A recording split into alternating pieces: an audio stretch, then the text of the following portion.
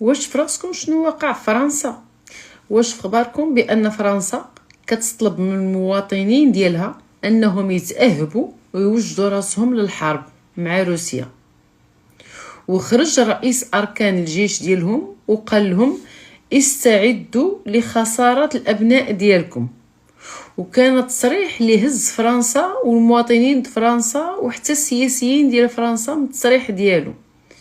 فالحكومه الفرنسيه صدرت مجموعه من التوصيات للمواطنين باش انهم يستعدوا للحرب اللي محتمله مع روسيا، وكتشمل هاد التوصيات تجهيزات يعني امدادات الطوارئ على الاقل ولمده 3 ايام. يعني ملي كنهضروا على امدادات الطوارئ كنهضروا على الماء، كنهضروا على النعمه يعني المواد الغذائيه.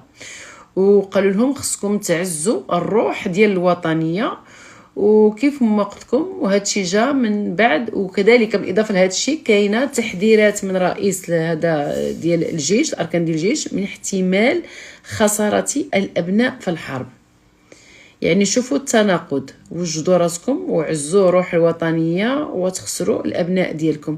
وهذا بالضبط يعني هذا التصريح هذا ديال رئيس الاركان ديال الجيش اللي دار ضجه الصراحه في فرنسا. وبالضبط يعني الكلمه او شنو قال بالضبط، يعني ديك الكلمه بالضبط اللي قال وهي ديال استعدوا تخسروا الابناء ديالكم، يعني وليداتكم يقدروا يمشيو في ايتها لحظه. الاخوان الاخوات، ما عرفتش انا علاش كنشوف فرنسا والمانيا متزعمين وزايدين للقدام في هذه الحرب المحتمله مع روسيا. يعني نطلبوا السلام وصافي. هادشي اللي نقدروا نقول. الله يكون معنا والله يحفظنا من شي حرب، ما خصنا بو حرب.